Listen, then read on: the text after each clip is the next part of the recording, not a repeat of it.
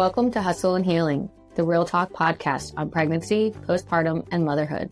I'm your host, Jessica Lauser, here for the raw stories, honest laughs, and everything in between. Let's dive in. So we're going to kick it off. So this week on Hustle and Healing, we have Rosalynn Singleton. Super excited to have you. So mom of one little boy right now, and he's about to be 4 years old soon. He turned 4 at the end of last month. Oh, how was the birthday party? It was chill, which I wanted it to be this year just because like it was really hot last year, and it was just I felt like a hot mess because I didn't make it inside. Because his it's like midsummer when his birthday is, so it's like really hot on that day. Yeah. And last year was the hottest day of the year, and it was fine in our backyard, and because it was also like in the more like evening, like 5 to 7, so it wasn't as hot, but it was just so humid, and I felt bad because one of my friends was pregnant there. And well, I was pregnant last year this time. My daughter, her birthday is on the 8th of July. So this will be our first like summer birthday. We're doing it in the morning on the beach. That's a good time. I'm hoping it's not as bad because Trip, our son, who's 4, he has an April birthday. Aww. So I'm like, April's perfect. It's not too hot. And I'm like, July is so hot. Especially here. Oh my goodness. And the humidity on top of it is just like, I can't go outside without feeling like I'm being suffocated. But I do love the warmth. It's not that I know what you mean. It's like I can handle being outside with this level of humidity for like maybe 10 minutes. And then I'm like, okay, I need to go inside. I know. It has been awful. And then the heat wave has not been helping anything. Yeah, no. And I'm on Zoloft, so I'm not really good at regulating my temperature and the heat. Okay, so does Zoloft like affect that? Yeah, so it's one of the SSRIs, which is like a serotonin something inhibitor receptor. I forget the whole thing, but it's about it like inhibits the reuptake of serotonin in your brain. Okay. And so at least I think that's what it is. If I'm wrong, please don't come at me. Look, I yeah. But you're saying like that affects you and like regulating your temperature and so. Yeah. So that's been interesting because this I think is the first summer that I've been on Zoloft, because last year I was on Wellbutrin, which I didn't feel impacted my heat regulation as much as Zoloft has. But I mean, it could also be because I'm pregnant right now. So yeah, and which is super exciting. So congratulations. Thank you. And you're hanging at 17 weeks? Okay. How have you been feeling? I've been feeling good for the most part. I mean, the first trimester was definitely super exhausting. I had a lot of nausea. Thankfully, I didn't throw up, but I was like, yay, no vomiting. So I did once, but it was only one time, and it was because I made a mistake of taking my beef organ supplements on an empty stomach. Yeah. I was like, again. Yeah, no, that did not happen again. No. I felt so bad too, because I was like, yeah, I probably should have thought that through before I did it.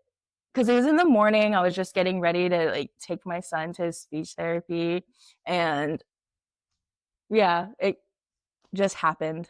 And I hardly ever like eat before those because it's early enough in the morning where I'm not hungry yet. So yeah, so that was pretty early on. So it wasn't like, and you knew at that point that you were pregnant. Yeah, I knew at that point that I was pregnant already. So it was just like, yeah, I should have just known better to not do that.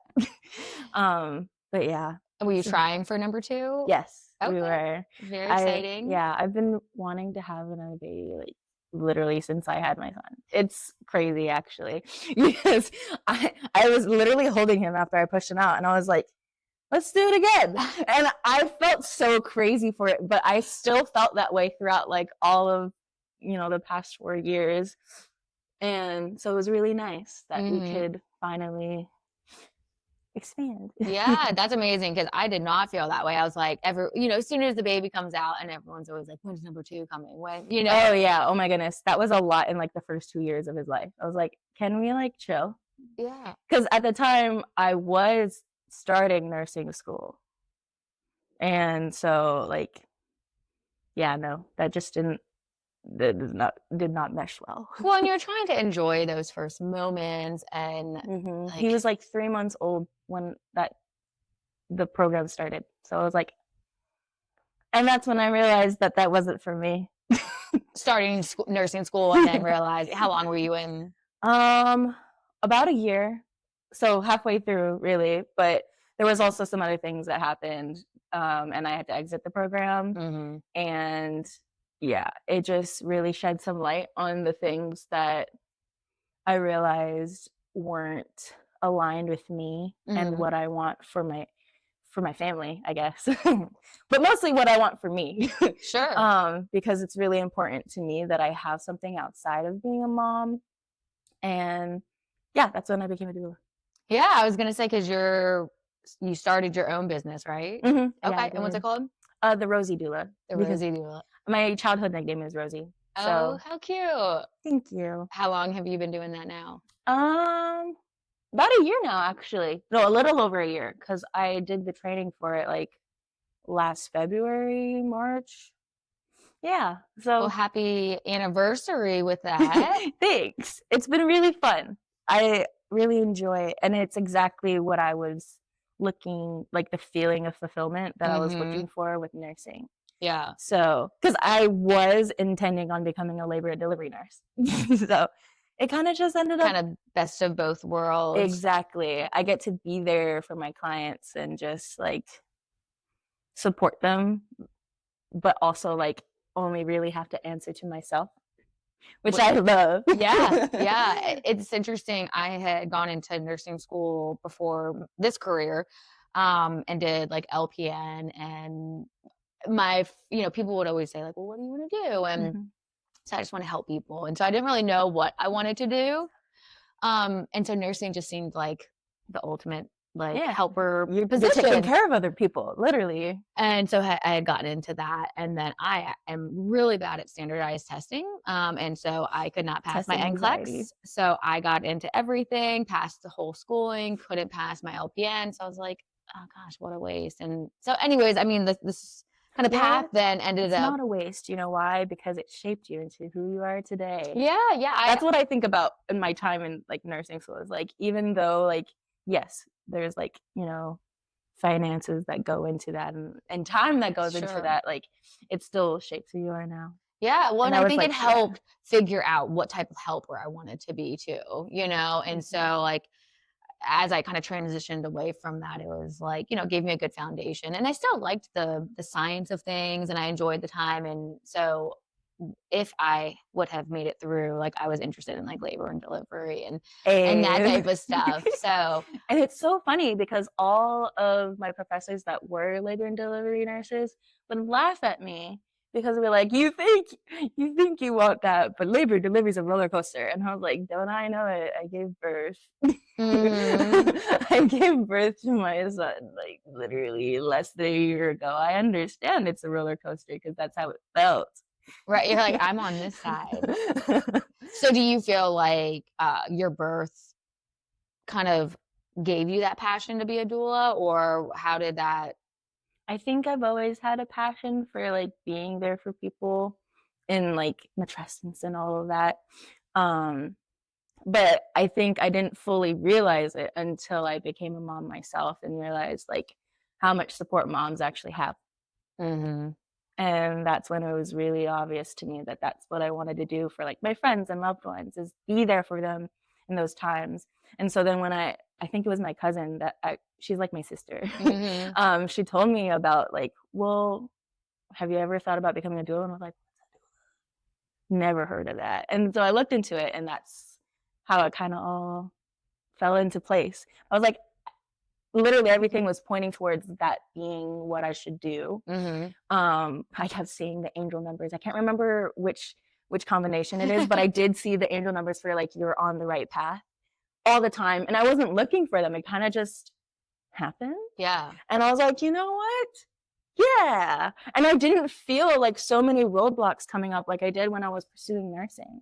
Yeah. And I was like, I feel like that's a sign. But yeah, I don't know. I'm like one of those people that believes in science.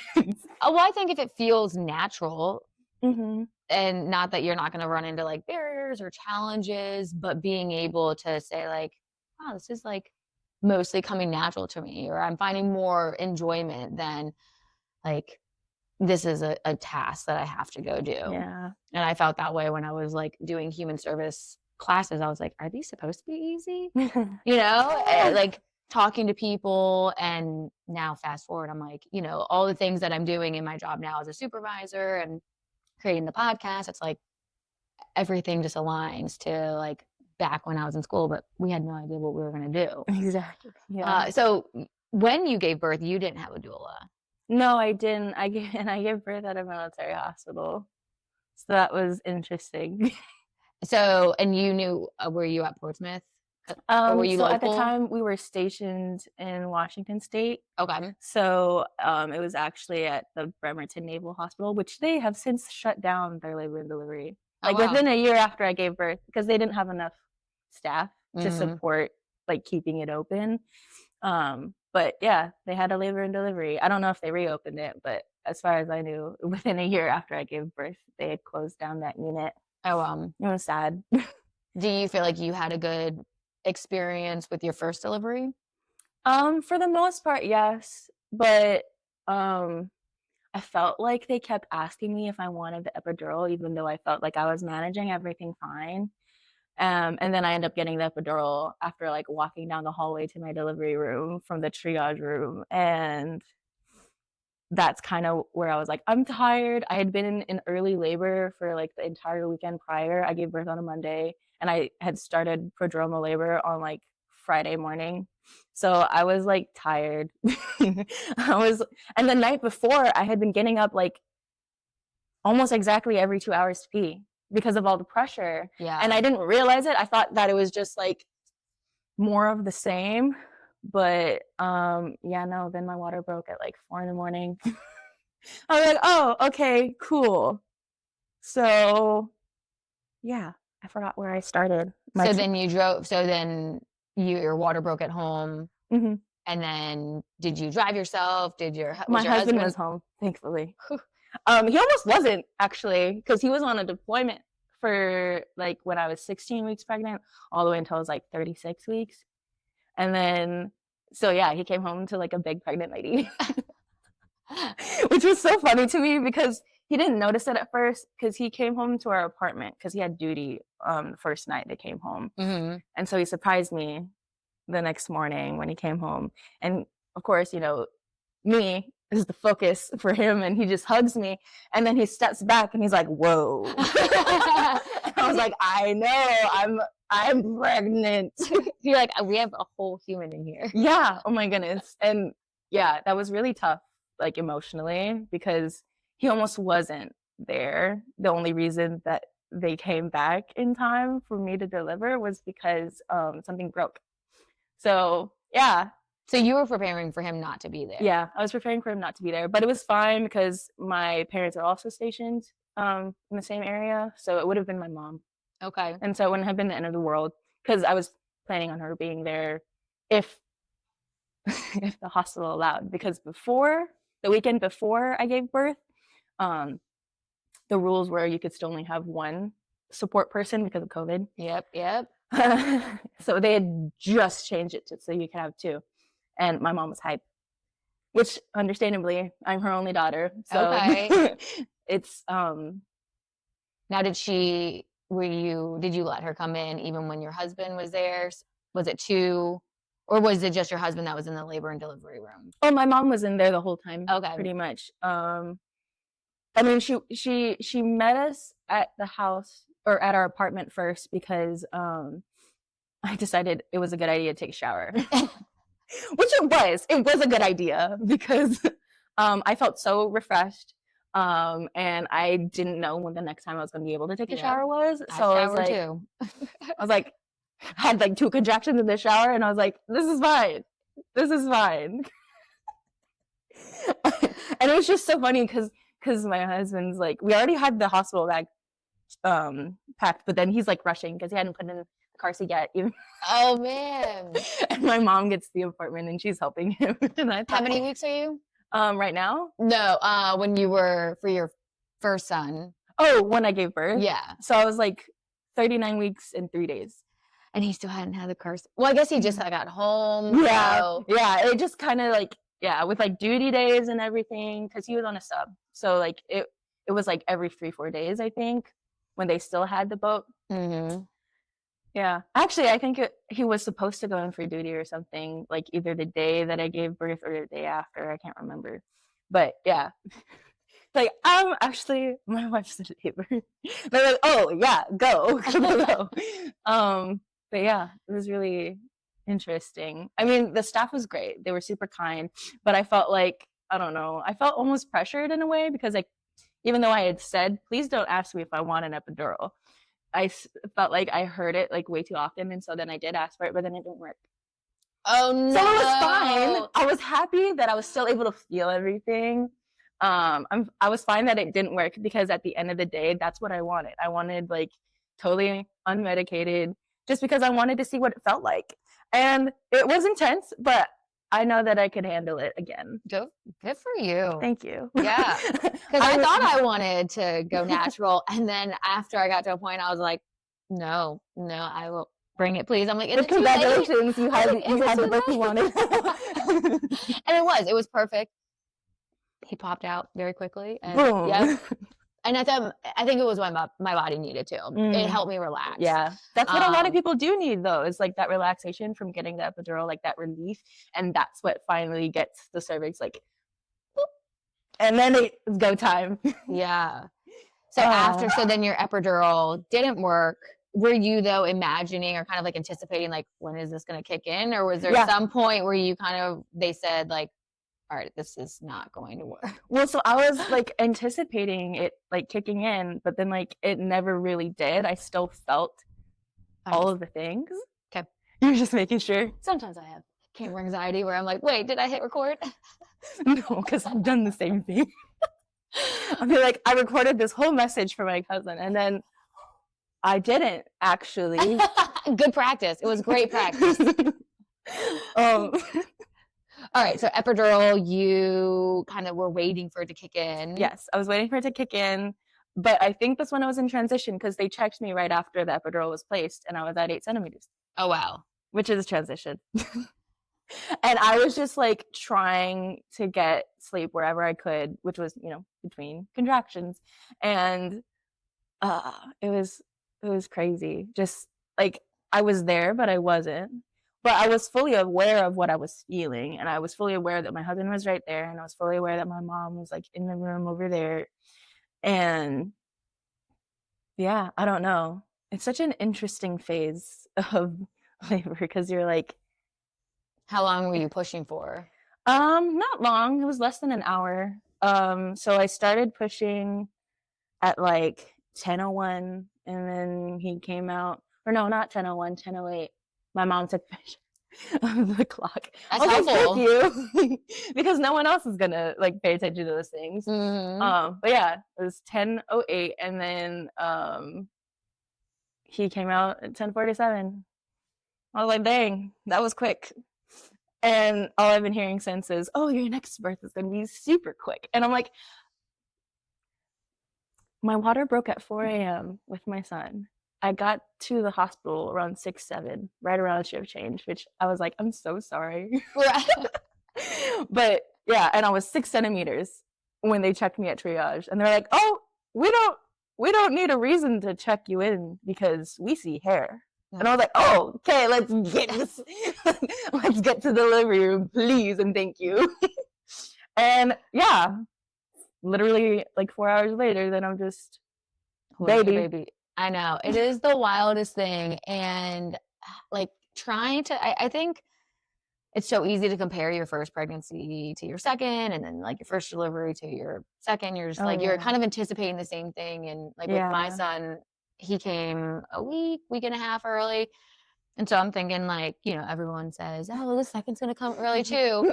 So I'm just like, okay, here we are, 38, 39, 40. We're here. And I'm like, where are we, little girl? And now that we had our first son, you kind of had to plan a little bit more because you can't just bring your kid into the delivery room. And so they actually ended up inducing me, which they, you know, you kind of feel a little pressure because they like set it up. And I did, once I actually got in there, I was really nervous though, because I was like, man, I don't, like, I feel pressured. Yeah, I mean, I was right at the mark. And I think because I had gone early before, I was like, and I was like just kind of like chipping away at like 2 centimeters. But as soon as they gave me cytotec, they were like, oh, you're going to have to get 2 doses. It's going to be at least over 8 hours. I had that baby within 2 hours of getting that medication. Nice. And when I say they came in, gave me the epidural, and I pushed twice, and they were like, baby's heart rate's dropping. If you don't push it out after this, we're going to have to use the forceps. I was like, please don't start me. Yeah, 3. And then like, as soon as they were just like, she is slipping out. So like, in that case, like it did, you know? And so it was funny though, because she didn't come earlier, but the delivery was quicker, which I didn't think could happen, because with him, I think I pushed like 5 times too. Like I think it was very short. Yeah. So yeah, I mean, I think you can go into it being like, this is what it is, but it'll be interesting now because I hear you using language from your education of being a doula that you probably did, you know, you weren't using, or you didn't have that education the first go around. So are there certain things that you know you're doing differently, or are you going to have a doula now going into it, or what? I would like to have a doula, but military insurance doesn't cover if you're giving birth at a military hospital, which I will be giving birth at Portsmouth, which I don't mind. I've like, so far with my OB, like she seems good. And from other people's experiences, I haven't heard like super traumatic stories, and like I haven't heard anyone saying that they felt pressured by anything. So I hope that it, like, whatever day I'm giving birth, that it's like a good staff day. Yeah. I was gonna say, I know, because I can't be feisty. Yeah. I like to be nice. But like, if I feel like my choices are being taken away, or if I feel like they're not listening to me, I will get feisty, because you're in a situation that you need to advocate for yourself.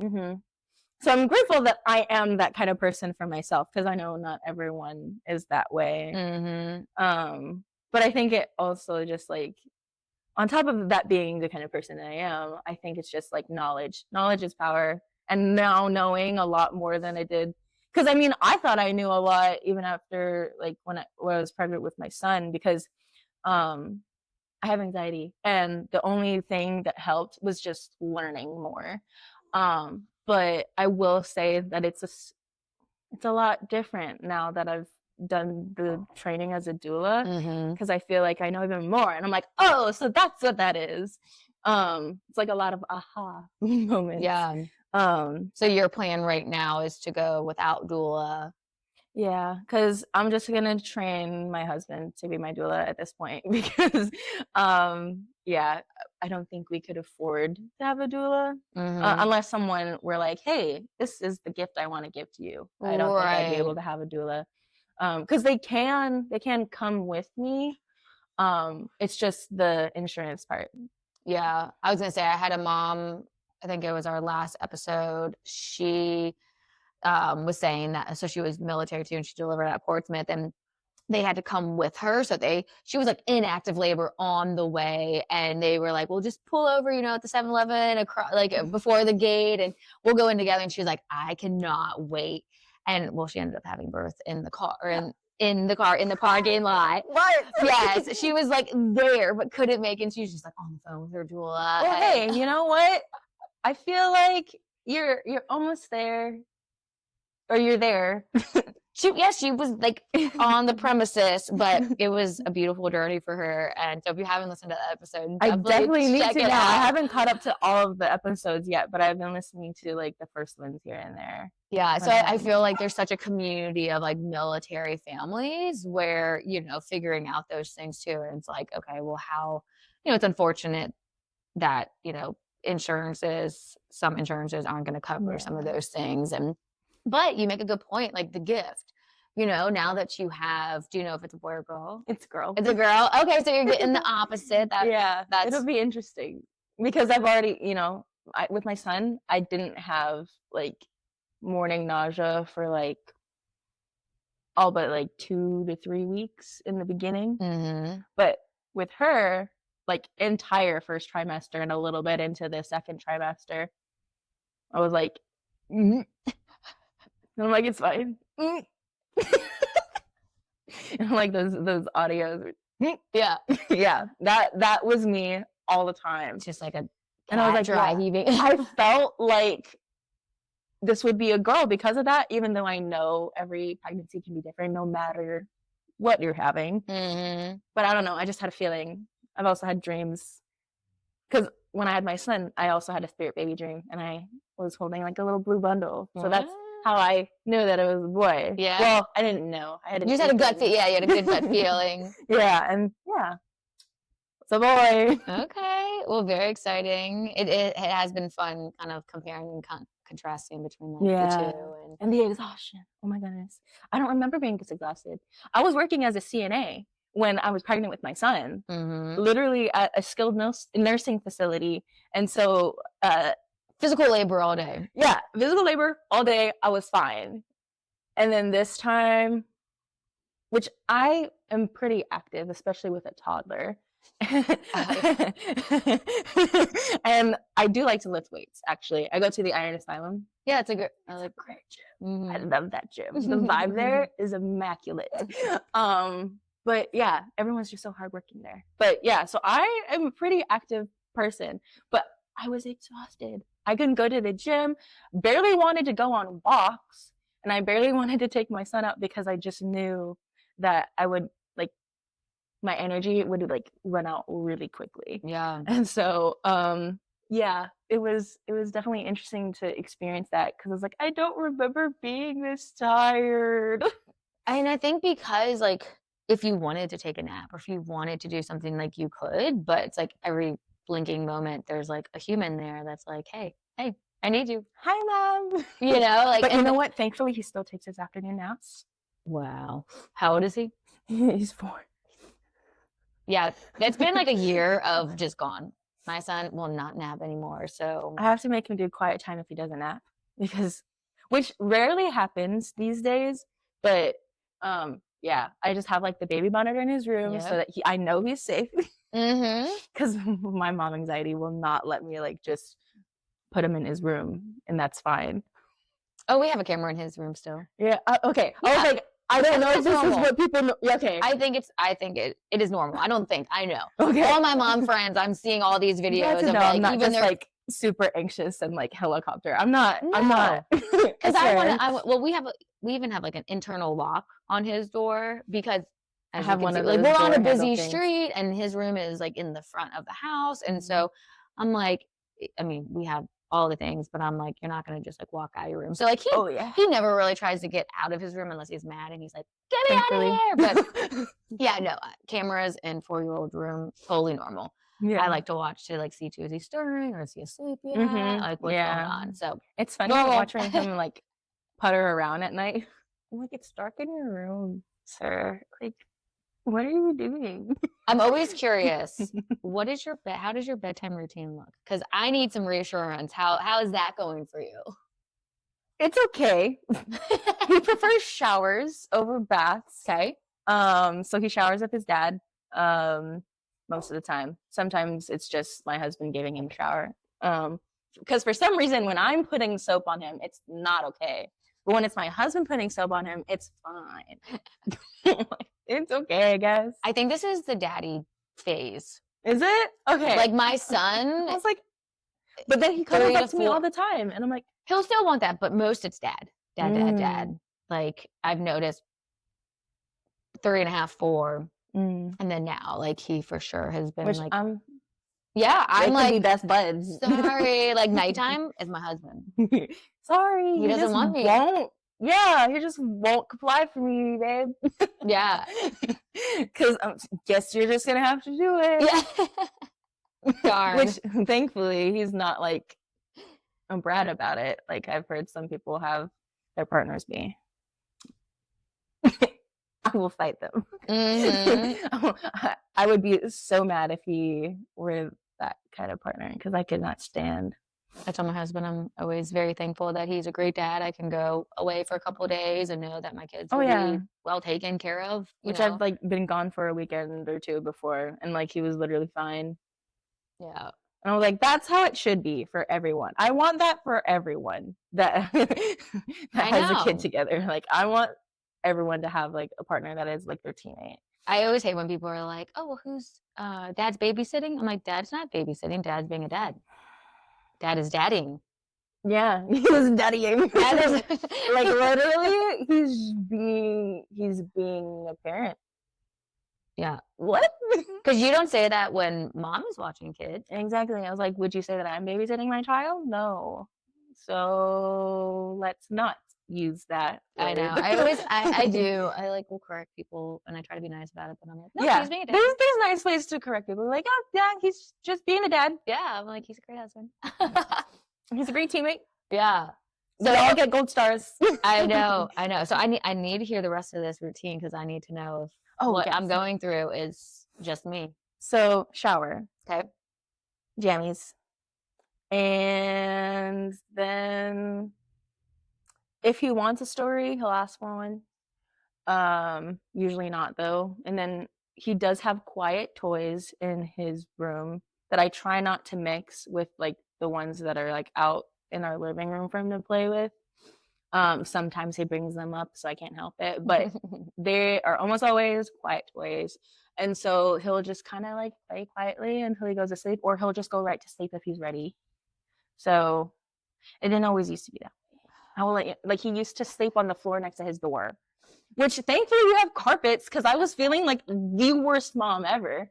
But I know that it's normal. At least like the pediatrician and like other people who are aware of like developmental stuff were like, oh yeah, that's like developmentally fine. Like he probably won't sleep in a bed until he realizes, oh hey, this is so much better. Yeah. Which he now sleeps in his bed. Thankfully, I was like, oh my gosh, he's growing up. It was literally like 3 months after he turned 3, and then he started finally like sleeping in his bed. And I was like, oh, thank goodness. And I made sure he has like a floor bed basically, but it's like a full size bed because I was like, I'm not buying another bed for a while. That's smart. I always thought that it was nice too, like kind of Montessori, I guess. But yeah, not everything I do is Montessori. I feel like a good of that. Yeah, it's like I feel like whatever works is good. Yeah, we moved our son into a bed pretty quickly. We had like one of the convertible crib things, so we just did that. And I mean, he had always been a great sleeper, and I always say like it was like once we took the Passover away, it was like night and day. Now he like needs us to like lay with him to go to bed, and I'm like, buddy, this is so exhausting. So I'm waiting for this phase to like fall off. It's so hard because I remember like he would get so mad when we would put him in his bedroom at first, which we didn't start doing that until he was almost 2.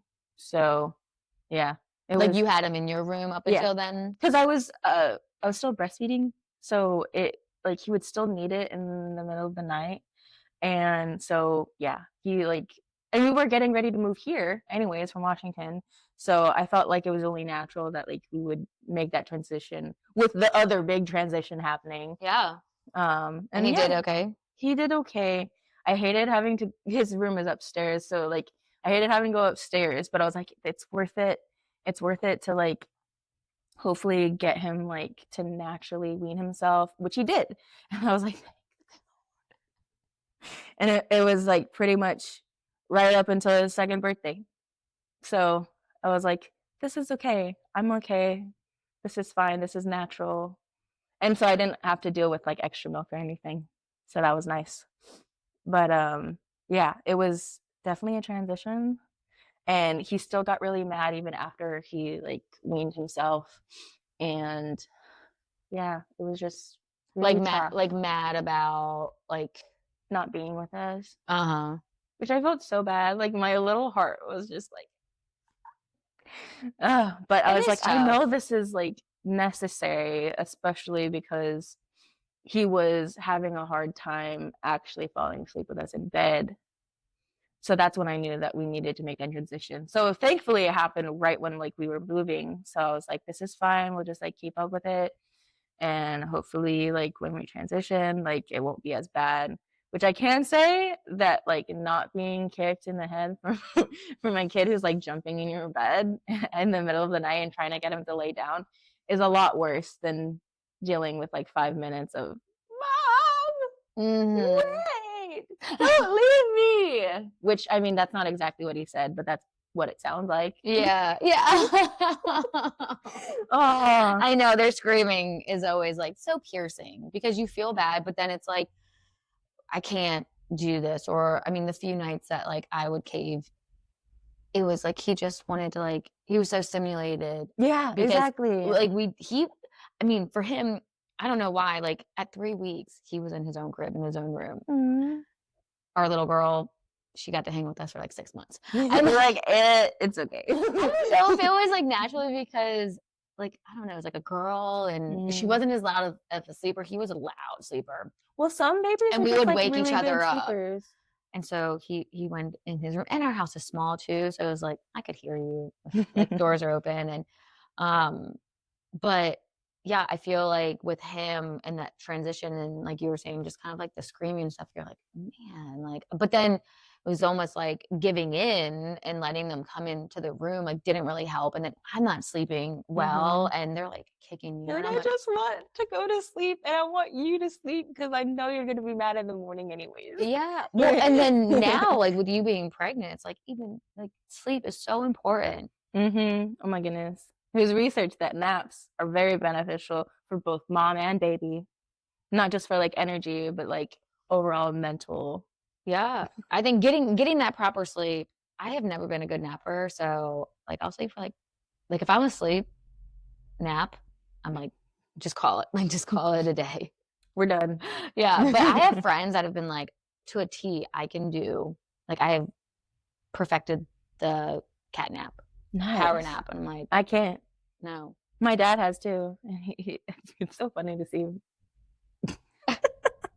Just like the nodding off and then like the random snore that wakes him up. I'm like, I wish I could just like fall asleep wherever. But I mean, I guess that's like a thing that military guys or military people are able to do because they just fall asleep anywhere. Although you said you're a veteran. My husband, yeah, he was in for 8 years and he says like the best sleep he'd ever gotten was on like a ship. And I was like, okay. Are you sure? Yeah, so he or can was that just your body shutting down? Yeah. From the stress. So he can sleep wherever. He's not too hard to like please there. He's like, I can sleep on the my floor. husband falls asleep on the couch. And I'm like, how? We have a comfortable couch, don't get me wrong. But I'm like, how? You just knock out. Oh yeah. Like if my son screams in the middle of the night, like because it'll either be like usually it's daddy, so I'm like, ooh, sorry. Oops. And if the person who was screaming for doesn't come, then that's a whole fiasco. So it's most of the time I'm like whoever he's yelling for, like that's the person that gets up and goes. And he's just so tired in the middle of the night, like when he gets woken up, my husband, that when he gets in there, he's just like, and he'll just like pass out. And so then I'm like, babe, like then I had to like sneak in there when his alarm goes off. Don't wake up the child. Yeah, and I'm like, slowly get up. Meanwhile, me the whole time, I'm like waking, like one eye open, one eye closed. Like, is he asleep? Yeah. Like, I'm not trying to get too comfortable here. Yeah. And then trying to like wean myself out of the room and right. So very quietly. Yeah. So what has been some of like the challenges of being pregnant while having a toddler? I would say just like making sure that I continue to be intentional with my son because it's so easy to get like caught up in the exhaustion and like not be present. Come hang out with me on Instagram at Hustle and Healing Podcast for more real talk, laughs, and support. You can also catch the podcast on Apple Podcasts, Spotify, and YouTube. So be sure to subscribe, follow, and leave a review if you're loving what you hear. And do me a favor, share this episode with a fellow mom who needs to hear it. Keep hustling, keep healing, and don't forget to reheat that coffee. Again, see you next time.